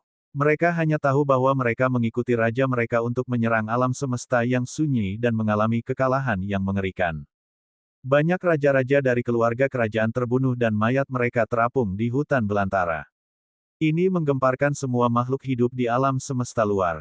Raja dari sebuah klan, karena ia bisa disebut sebagai raja, ia adalah eksistensi yang sangat menakutkan. Ia bukanlah raja dunia fana, melainkan raja Dao surgawi. Setiap dari mereka merupakan eksistensi di puncak jagat raya, sosok yang namanya menggemparkan kosmos besar yang tak terhitung jumlahnya. Bahkan karakter seperti itu telah meninggal. Apa sebenarnya yang mereka temui? Menurut alur waktu, 3 raja umat manusia belum lahir. Apa sebenarnya yang dialami oleh ras-ras itu? Sayangnya tidak seorang pun bisa menjelaskannya dengan jelas. Dengan sangat cepat, mereka menyingkirkan keraguan mereka. Hal terpenting adalah memperjuangkan manfaat yang ada. Meskipun banyak sisa sejarah dan tempat rahasia yang belum bisa dibuka atau dimasuki, berbagai kosmos dan ortodoksi besar semuanya memperebutkannya. Baiklah, kita bahas dulu. Bagaimanapun, setelah beberapa ratus tahun, kesengsaraan besar asal-usul akan berakhir. Para ahli sejati dari alam semesta dan ortodoksi mereka akan dapat turun dan menerobos reruntuhan dan tempat-tempat rahasia ini untuk mendapatkan harta karun di dalamnya. Selain memperebutkan relik dan tempat rahasia, ada pula pertarungan antar jenius muda. 8 ras dari tanah terlarang, ras manusia alam Dewa Changqing, dan beberapa jenius terkenal lainnya juga ditantang. Misalnya, banyak jenius muda datang ke alam Dewa Changqing untuk menantang Fu Yuan, Zhao Wuji dan yang lainnya. Para jenius dari alam semesta luar ini semuanya sangat kuat dan memiliki berbagai macam metode. Garis keturunan mereka juga kuat secara alami. Meskipun mereka semua telah menembus 3 kali, para jenius alam Dewa Changqing bukanlah tandingan mereka. Selain Fu Yuan yang imbang dengan 1 orang, yang lainnya dikalahkan satu persatu. Di sisi lain, Lu Ming fokus melatih dirinya dalam pengasingan. Ia menutup telinga terhadap tantangan dari dunia luar. Bahkan ketika seseorang menantangnya dengan menyebut nama, dia mengabaikannya. Pikirannya sekarang sepenuhnya terfokus pada bagaimana cara menerobos ke asal. Setahun setelah pertempuran Lu Ming dengan 8 klan di Tanah Terlarang, sebuah berita menyebar. Seni bela diri ajaib nomor 1 dari Dark Sky Warriors ditantang. Semenjak Si Tianteng berhasil mencapai titik asal, alam semesta purba telah mencapai titik ekstrim 4 kali, dan yang tersisa hanyalah Wu Jue. Tidak diragukan lagi, sang penantang dalam kompetisi seni bela diri juga merupakan seorang pemecah batas 4 kali. Ia berasal dari kosmos agung yang sangat makmur di alam yang, kosmos agung cahaya surga. Kosmos besar Tianguang bahkan dapat menduduki peringkat 100 teratas di antara 30.000 kosmos besar di alam yang. Pertarungan antara dua pelanggar batas 4 kali ini menarik minat banyak orang dan mengundang banyak orang untuk menonton. Namun, Lu Ming tidak bergerak dan terus berkultivasi dalam pengasingan. Pada akhirnya, tersiar berita bahwa Wu Jue telah dikalahkan. Keduanya bertukar lebih dari 500 gerakan, dan pada akhirnya, Wu Jue tetap bukan tandingannya. Bahkan Lu Ming pun tersentuh ketika menerima pesan itu. Kompetisi seni bela diri itu setenar Si Tianteng saat itu. Konon, mereka berdua telah bertarung tidak kurang dari 10 kali, tetapi tidak ada pemenang yang jelas. Lu Ming sangat menyadari betapa kuatnya Si Tianteng. Jika dia tidak memiliki keunggulan di kandang sendiri, Lu Ming mungkin tidak akan mampu mengalahkan Si Tianteng. Tianchong, sang jenius dari kosmos besar Tianguang, juga telah ditekan di alam semesta purba. Namun, ia masih mampu mengalahkan teknik bela diri meskipun ditekan. Ini menunjukkan betapa mengerikannya dia. Setelah mengalahkan Wu Jue, kepercayaan diri dan kondisi Tianchong telah mencapai puncaknya. Kemudian, berita yang lebih mengejutkan menyebar. Tianchong akan menerobos ke alam asal. Di bawah kesengsaraan besar asal-usul, dampak asal-usul telah mengejutkan banyak orang. Bab 5089, Kekerasan Lautan Alam Semesta. Tianchong adalah seorang jenius tak tertandingi di jagat raya Tianguang. Ia adalah eksistensi yang telah menembus batas 4 kali. Ambisinya lebih tinggi dari langit dan ia memiliki niat untuk menjadi seorang raja. Di jagat raya Tianguang, ia adalah sosok yang dapat menekan seluruh era dan tak tertandingi di antara rekan-rekannya. Ketika dia mengetahui bahwa alam semesta purba berada pada tahap akhir kesengsaraan besar asal-usul, dia segera bergegas dan bersiap untuk menerobos asal-usul selama kesengsaraan besar. Tujuan dari menantang kompetisi seni bela diri adalah untuk menyesuaikan keadaan seseorang dan meningkatkan kepercayaan dirinya. Setelah mengalahkan Wu Jue, momentum Tianchong melambung tinggi. Kondisinya telah mencapai puncaknya, dan dia akan menerobos asal-usulnya. Hal ini menarik perhatian banyak ahli. Sejumlah besar ahli bergegas menuju tempat terjadinya terobosan surga. Yang paling banyak jumlahnya adalah para jenius mengerikan dari alam semesta luar. Semua jenius ini memiliki keinginan untuk menjadi raja dan ingin menerobos sebelum malapetaka asal mula yang besar. Tidak diragukan lagi merupakan pilihan yang lebih baik untuk melihat orang lain menerobos sebelum mereka melakukannya. Setelah mendengar berita itu, Lu Ming tergoda. Dia mengakhiri kultivasi tertutupnya dan menuju ke tempat di mana konflik surgawi telah pecah. Akhir-akhir ini, dia merasa berada di puncaknya. Dia telah memeriksa tubuhnya lebih dari 100 kali dan merasa tidak memiliki kekurangan atau kelemahan. Namun, setiap kali dia ingin menerobos kemacetan dan menerobos asal, dia akan merasakan krisis besar. Ini adalah jenis sumber, manifestasi kepekaan luar biasa dari panca indera spiritual, yang dapat mencari keberuntungan dan menghindari malapetaka. Lu Ming tidak dapat menemukan jawabannya dan tidak tahu alasannya. Mungkin dia dapat menemukan alasannya dengan melihat orang lain berhasil menerobos. Ketika Lu Ming tiba, sudah ada gunung dan lautan manusia. Jumlah makhluk hidup sangat mengejutkan. Kebanyakan dari mereka berasal dari alam semesta lain, dan mayoritas adalah kaum muda. Lu Ming mengubah penampilannya dan menyembunyikan auranya. Dia membaur dengan kerumunan dan mengamati secara diam-diam. Dia terkejut. Semua anak muda ini memiliki aura yang kuat dan merupakan jenius yang tak tertandingi. Lu Ming dapat merasakan aura yang sama dari banyak dari mereka. Lu Ming yakin bahwa ada banyak orang yang telah berhasil mencapai puncak 4 kali. Lu Ming mengamati sejenak dan menemukan bahwa setidaknya ada 30 orang jenius di tingkat ini. 30. Jumlah ini terlalu mengejutkan. Di masa lalu, selain Lu Ming, di semua tanah terlarang utama, hanya ada si Tianteng dan kompetisi seni bela diri. Selain itu, mereka bukan orang-orang dari era ini. Mereka disegel dari zaman kuno.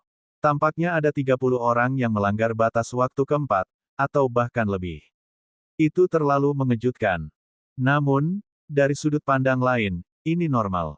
Kosmos yang agung tidak memiliki banyak orang yang telah menembus batas 4 kali. Namun, orang-orang di sini tidak berasal dari kosmos agung yang sama. Sebaliknya, mereka berasal dari kosmos agung yang berbeda di alam Yang dan alam Yin.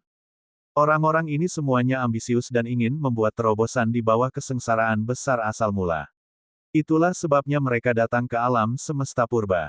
Samudra semesta Yin yang terlalu luas. Bahkan jika setiap kosmos besar memilikinya, pasti jumlahnya puluhan ribu. Tentu saja, mustahil bagi setiap kosmos besar untuk menghasilkan seorang jenius yang telah menembus batas 4 kali. Ini tidak realistis. Sangat sulit bagi kosmos besar yang lebih lemah untuk menghasilkan eksistensi yang telah menembus batas 4 kali. Namun, itu tidak 100%. Beberapa kosmos besar yang lebih lemah juga akan memiliki para jenius langka yang akan bangkit dan menjadi pakar yang tak tertandingi. Mereka akan memimpin kebangkitan kosmos besar mereka dan menyebabkan peringkat mereka naik. Meskipun contoh semacam itu jarang, tetapi bukan berarti tidak ada. Para kesayangan surga muda ini masing-masing memiliki pengikutnya sendiri. Mereka bagaikan penguasa. Terlebih lagi, Lu Ming menemukan bahwa sebagian besar makhluk hidup ini telah mengambil bentuk manusia. Ini membuat Lu Ming merasa sedikit aneh. Lu Ming tidak percaya bahwa bentuk asli makhluk hidup ini semuanya dewasa. Mungkin ada berbagai macam, tetapi mengapa mereka semua berwujud manusia? Mungkinkah ras manusia memiliki pengaruh seperti itu di lautan semesta? Lu Ming tidak begitu mempercayainya. Di puncak alam semesta purba, dia hanya menduduki peringkat ke-11 di dunia kehidupan. Dia memiliki pengaruh tetapi tidak sampai sejauh ini. Mungkinkah semua makhluk hidup merasa bahwa bentuk manusia adalah yang paling indah? Lu Ming membantah spekulasi ini. Itu tidak terlalu dapat diandalkan. Lu Ming memperkirakan pasti ada beberapa informasi rahasia yang tidak diketahuinya. Dia hanya bisa perlahan-lahan mencari kesempatan untuk mengetahuinya di masa mendatang.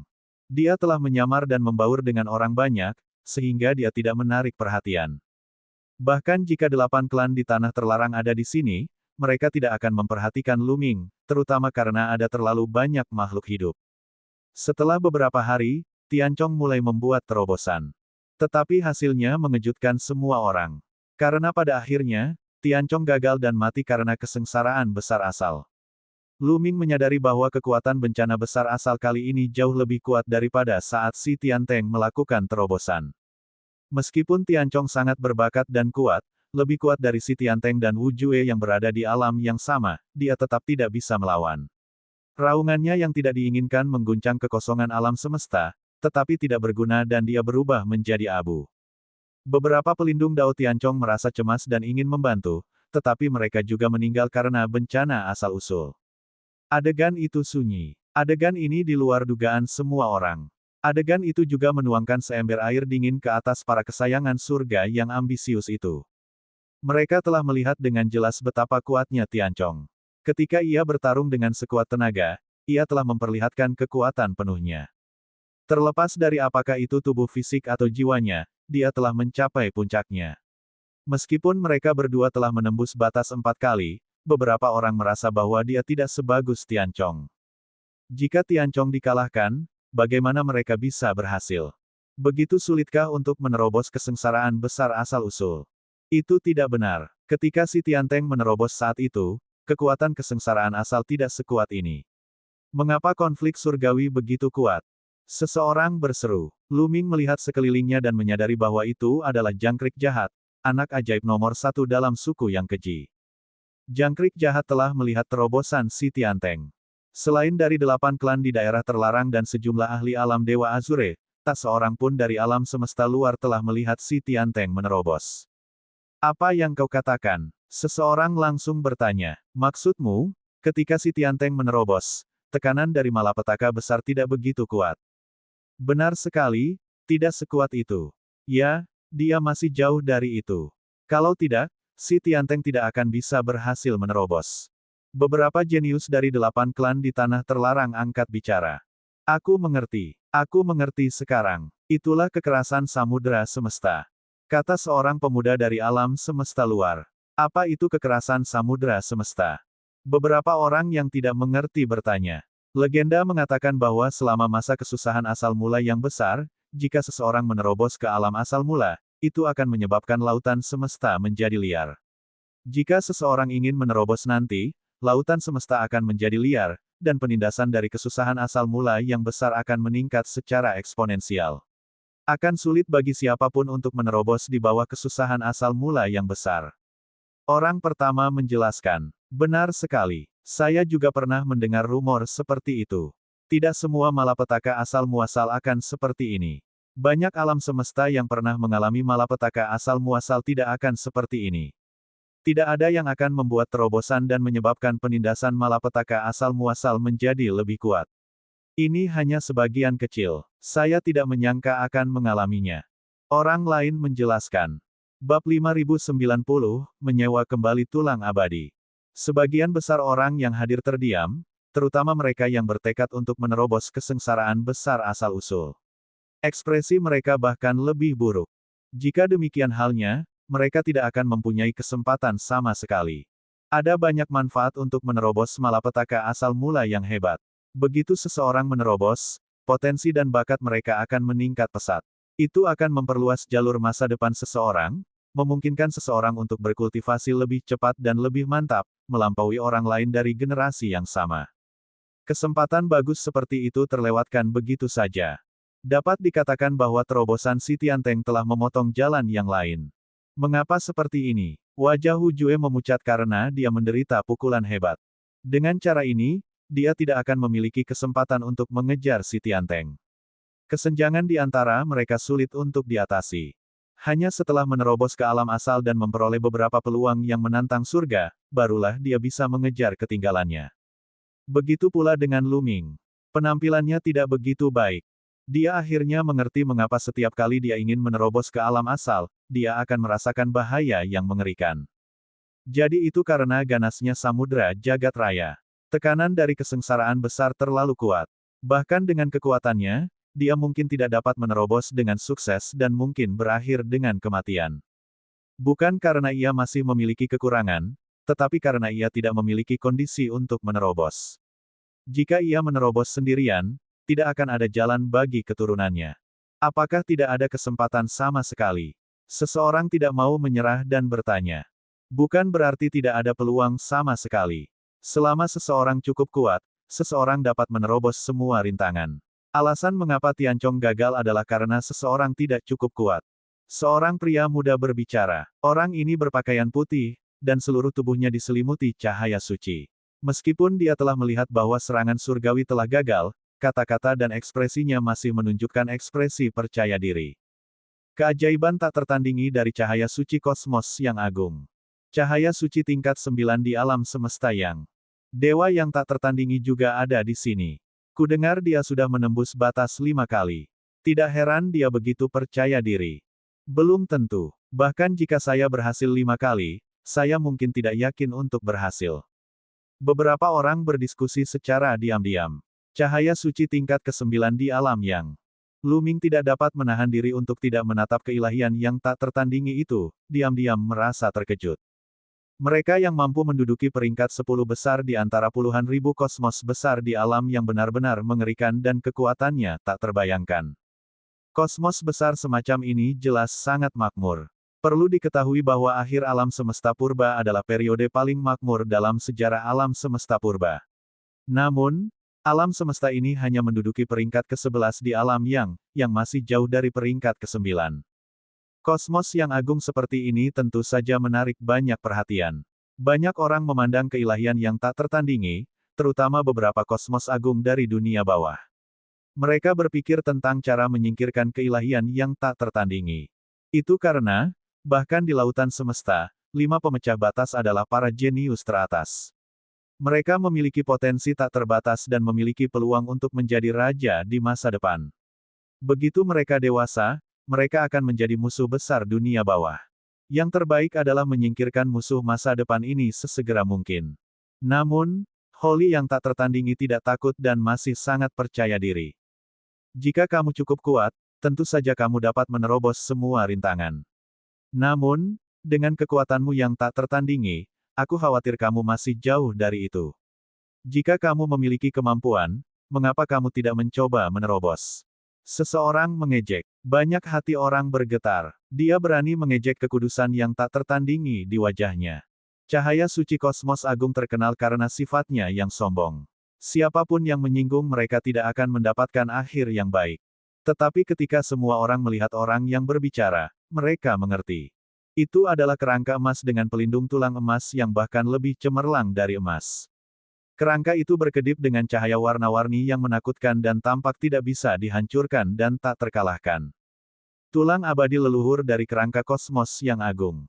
Seseorang bergumam dan terkesiap. Kosmos besar Bond merupakan kosmos besar terbaik di dunia bawah. Kosmos ini menduduki peringkat ke-7 di antara puluhan ribu kosmos besar di dunia bawah. Peringkatnya bahkan lebih tinggi dari cahaya suci kosmos agung di alam yang. Terlebih lagi, asal-usul tulang abadi atavisme bahkan lebih mengejutkan. Legenda mengatakan bahwa pelindung tulang seorang raja manusia dari Dao abadi telah mengembangkan kesadaran dan secara alami sangat kuat. Pertahanan pelindung tulang itu sangat mengerikan dan hampir tidak bisa dihancurkan. Satu-satunya kelemahan mereka adalah jiwa mereka. Jika Anda ingin mengalahkan mereka, Anda harus mengalahkan jiwa mereka terlebih dahulu. Apakah benar-benar ada kosmos yang begitu besar? Setan tulang benar-benar lahir di tempat yang salah. Dia hanya akan menjadi seperti ikan di air jika dia pergi ke kosmos kerangka yang besar. Lu Ming bergumam dalam hatinya. Tatapan mata dewa yang tak tertandingi itu bagaikan dua matahari yang mengamati tulang abadi leluhur. Pada akhirnya, dia tidak berbicara. Jelaslah bahwa dia sangat takut pada tulang abadi leluhur yang kembali. Lu Ming berbaur dengan kerumunan dan mendengarkan percakapan. Dia mendengar banyak rahasia samudera semesta. Hal itu memungkinkannya memperoleh pemahaman lebih baik mengenai situasi di lautan semesta. Konon pada tahun-tahun terakhir tanah yang tak ternoda, suku manusia, suku Wu, dan suku iblis bekerja sama dan menghabiskan sumber daya yang tak terbatas untuk membangun panggung penginjak surga. Seseorang dapat menggunakan kekuatan kuno di alam semesta untuk memurnikan jiwa dan tubuhnya, meningkatkan semua aspek dan meningkatkan bakat serta potensinya. Saya ingin tahu apakah itu benar. Beberapa orang mulai berdiskusi. Benar sekali. Ada catatan terperinci dalam buku-buku kuno klan saya. Platform penginjak surga adalah salah satu alasan mengapa alam semesta purba dapat bangkit begitu cepat. Itu memungkinkan para jenius terbaik mereka mencapai tingkat yang lebih tinggi, melahirkan lebih banyak ahli dan membentuk siklus yang baik. Namun, bahan inti untuk membangun platform penginjak surga terlalu langka dan sulit ditemukan. Banyak kosmos besar ingin membangunnya, tetapi mereka tidak mampu. Orang lain angkat bicara untuk mengonfirmasi masalah tersebut. Aku bertanya-tanya apakah platform penginjak surga itu dilestarikan selama perang besar di tanah yang tak ternoda. Jika itu dilestarikan dan aku dapat menemukannya, aku dapat menggunakannya untuk meningkatkan diriku dan menyempurnakan semua aspek. Aku mungkin dapat menerobos di bawah kesengsaraan besar asal-usul. Seseorang bergumam. Hal ini membuat mata banyak orang terbakar karena gairah. Platform penginjak langit merupakan senjata penting dari alam semesta purba kala itu. Itu pasti terkait dengan kebangkitan alam semesta purba yang cepat. Banyak kosmos besar yang iri. Bahkan banyak kosmos besar yang kuat pun tidak memilikinya. Hanya 10 kosmos teratas yang dapat memastikan hal ini. Namun, platform penginjak surga tidak dapat diaktifkan hanya karena seseorang menginginkannya. Setiap kali diaktifkan, seseorang harus menunggu lama sebelum dapat dibuka kembali. Oleh karena itu, banyak jenius dari 10 kosmos besar yang belum pernah melangkah ke panggung menginjakan kaki di surga sebelumnya. Mereka sangat tersentuh ketika mendengar ini. Kalau saja panggung penginjak surga di alam semesta purba itu masih ada dan belum dibuka selama bertahun-tahun yang tak terhitung jumlahnya, dia pasti bisa membukanya begitu dia menemukannya. Dengan bantuan platform penginjak surga, mereka bisa menjadi lebih kuat. Mereka bisa menerobos malapetaka besar asal-usul. Ayo kita pergi dan menemukannya. Itu pasti disegel di suatu tempat di alam semesta purba. Banyak orang bergumam dan pergi. Platform penginjak surga. Mata Luming menyala-nyala karena gairah. Jika dia bisa memanfaatkan platform penginjak langit, dia mungkin bisa menerobos. Namun, tidak mudah untuk menemukan mereka terlebih dahulu. Kalau tidak, mereka akan ditemukan oleh 8 keluarga di daerah terlarang. Aku serahkan saja pada takdir. Aku masih belum cukup kuat. Aku masih punya ruang untuk perbaikan. Teknik asliku seharusnya masih jauh dari kata sempurna. Luming merenung dan meninggalkan tempat itu, kembali ke alam Dewa Changqing. Bab 5091, Tahap Menginjak-injak Surga Lahir. Tentu saja, setelah Luming kembali ke wilayah suci Changqing, dia tidak fokus pada kultivasi tertutup dan tidak memperhatikan dunia luar. Dia meminta seseorang untuk memperhatikan situasi alam semesta setiap saat, terutama mengenai situasi platform penginjak surga. Begitu ada berita, dia akan diberitahu. Waktu berlalu dengan cepat, dan dalam sekejap mata, 10 tahun telah berlalu. Dalam 10 tahun terakhir, alam semesta purba menjadi semakin kacau, karena semakin banyak orang yang memasuki alam semesta purba. Di alam semesta purba, para ahli dari alam semesta luar dapat terlihat di mana-mana, dan perang dapat terlihat kapan saja. Khususnya, alam semesta purba kini mengambang di perbatasan antara alam yang dan alam yin. Kedua belah pihak memiliki sejumlah besar ahli yang memasuki alam semesta purba. Begitu makhluk hidup dari alam yang dan alam yin bertemu, tidak ada yang bisa dikatakan selain perang. Selain itu akan menjadi pertempuran hidup dan mati, jenis pertempuran yang tidak akan berhenti sampai salah satu dari mereka mati. Orang bisa membayangkan betapa tragisnya perang besar di alam semesta purba selama periode waktu ini. Itu hanya menjadi medan perang antara alam yang dan alam yin, dengan darah asal mengalir di mana-mana. Adapun reruntuhan kuno dan tempat-tempat rahasia itu, tentu saja menjadi fokus persaingan. Setiap reruntuhan kuno dan tempat-tempat rahasia berlumuran darah dan berlumuran berbagai macam darah. Meskipun banyak tempat rahasia dan relik tidak dapat dibuka sekarang, tempat-tempat itu dapat ditempati untuk sementara waktu. Ketika kesengsaraan besar asal-usul berlalu dan para ahli di tingkat kesengsaraan abadi dari berbagai alam semesta datang, tempat-tempat itu dapat dibuka. Selama 10 tahun terakhir, Luming telah berkultivasi dalam pengasingan, berharap untuk menjadi lebih kuat. Sayangnya, kemajuannya sangat terbatas. Pada level Luming saat ini, dia hampir mencapai batas dalam semua aspek, seperti tubuh fisiknya, energi asal terlarang, dan jiwanya. Terlalu sulit untuk ditingkatkan kecuali dia berhasil menembus alam baru. Mengenai teknik asal, Luming baru saja memahaminya. Dia seharusnya telah membuat banyak kemajuan. Namun, peningkatan teknik asal membutuhkan waktu lama untuk terakumulasi. Waktu 10 tahun bagaikan kilat bagi seseorang yang berada di alam dewa. Waktu itu terlalu singkat. Bahkan dengan bakat Luming, sulit baginya untuk membuat banyak kemajuan. Dengan kecepatan seperti ini, mustahil bagi Luming untuk menerobos asal-muasal dan memperoleh hadiah dari lautan semesta di bawah musibah asal-muasal yang besar. Namun, pada saat ini, sebuah berita menyebar dengan cepat ke seluruh alam semesta purba. Platform penginjak surga telah ditemukan. Luming menerima pesan tersebut dan segera keluar dari pengasingannya untuk menanyakan lebih banyak keterangan pada Mulan. Mulan memberitahunya bahwa berita itu datang dari kosmos besar bulu putih. Platform penginjak surga juga telah ditemukan oleh orang-orang dari kosmos besar White Feather. Mengapa orang-orang di alam semesta bulu putih menyebarkan berita bahwa mereka menemukan platform penginjak langit, alih-alih menggunakannya sendiri? Lu Ming penasaran. Kosmos besar bulu putih dianggap sebagai kosmos yang relatif kuat di alam yang dan menduduki peringkat 1000 teratas. Konon katanya, kosmos agung White Feather tidak memiliki cukup banyak orang. Mereka hanya bisa menggunakan orang-orang dari kosmos lain untuk membuka platform penginjak surga. Oleh karena itu, mereka hanya bisa menyebarkan berita dan mengundang para jenius dari seluruh penjuru untuk berkumpul.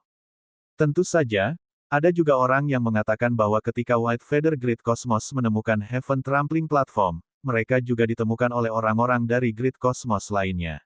Melihat berita itu tidak bisa lagi disembunyikan, mereka hanya bisa menyebarkan berita itu untuk menghindari menjadi sasaran pihak lain. Sekarang, banyak elit dari Changqing Divine Realm pindah ke Heaven Trampling Platform. Mulan menjelaskan, "Ayo pergi dan lihat," kata Lu Ming. Karena platform penginjak surga telah muncul, Lu Ming pasti tidak akan melewatkannya. Lu Ming, Mulan, dan Huang Ling bersama-sama. Dalam perjalanan, mereka bertemu Fu Yuan, Zhao Wuji, dan beberapa orang lainnya, yang menemani mereka ke panggung menginjak-injak surga. Dalam perjalanan, dia mempelajari lebih banyak detail dari Fu Yuan dan yang lainnya. Panggung penginjak surga saat ini mungkin rusak dan tidak lengkap. Beberapa orang berspekulasi bahwa itu mungkin bagian dari panggung penginjak surga yang lengkap. Itu telah disembunyikan di kehampaan sebelumnya, itulah sebabnya tanah terlarang di alam semesta barat, termasuk alam Dewa Changqing, tidak menemukannya. Namun, alasan utamanya sekarang adalah karena ada terlalu banyak makhluk hidup dari alam semesta luar. Di alam semesta yang luas, makhluk hidup dari alam semesta luar dapat terlihat di mana-mana. Hanya setelah pencarian seperti itu mereka menemukan platform penginjak surga. Jika tidak, jika platform penginjak surga ingin muncul, itu hanya bisa mengandalkan keberuntungan. Setelah beberapa waktu, Lu Ming dan kelompoknya bergegas ke lokasi platform penginjak surga. Panggung penginjak surga berada di sebuah pecahan benua. Pada saat ini, pecahan itu sudah penuh sesak oleh orang. Lebih jauh lagi, semakin banyak orang bergegas datang dari segala arah. Dapat dilihat bahwa di satu sisi terdapat makhluk hidup dari alam Yang, dan di sisi yang lain terdapat makhluk hidup dari alam Yin. Kedua belah pihak menjaga keseimbangan yang rapuh dan tidak ada perang yang pecah. Lu Ming dan yang lainnya berbaur dengan alam Yang dan menuju ke pusat pecahan itu. Di tengahnya ada panggung batu besar. Panggung batu ini jelas buatan manusia. Bentuknya seperti segi delapan, seperti 8 trigram besar, berdiri di atas tanah. Platform batu itu sangat besar dan memiliki permukaan yang luas. Satu sisinya bisa mencapai panjang 100.000 mil. Akan tetapi, terlihat bahwa ada beberapa retakan pada panggung batu itu yang memanjang dari satu ujung ke ujung lainnya, seolah-olah panggung batu itu akan pecah setiap saat. Di sekitar panggung batu itu, makhluk hidup ada di mana-mana. Mereka semua memiliki aura yang kuat, terutama yang masih muda. Tak perlu dikatakan lagi, mereka semua jenius.